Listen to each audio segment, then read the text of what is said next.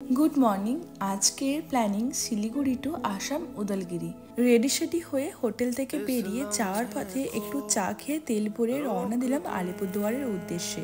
যাওয়ার পথে দেখা মিলল ভূগোলে পড়া জলঢাকা নদীর ব্রিজ। ওখানে কিছুক্ষণ দাঁড়িয়ে রেস্ট নিয়ে ছবি ছাপা তুলে আবার রওনা দিলাম উদলগিরির উদ্দেশ্যে। অলরেডি আমরা আসাম ইন করে গেছি।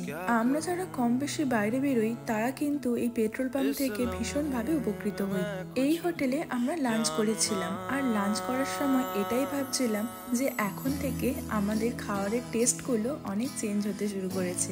ইভিনিংয়ে দাঁড়িয়েছিলাম চা খেতে, আর ওখানে হাতির গল্প শুনে বাইক আর বাইক ছিল না, হয়ে উঠেছিল রকেট। উদলগিরি আমরা ইন করে যাই বিকেল 6:30টার মধ্যে, আর আমাদের হোটেল বুক করা ছিল না। ওখানে যখন হোটেল খুঁজি কোনো হোটেলই পাচ্ছিলাম না, বিকজ ওখানে কোনো এক্সাম চলছিল। কোনো রকমে একটা রাত আমরা কাটিয়ে ফেললাম। ইন্টারেস্টিং ভিডিওগুলো দেখার অনুরোধ রইল। Good night.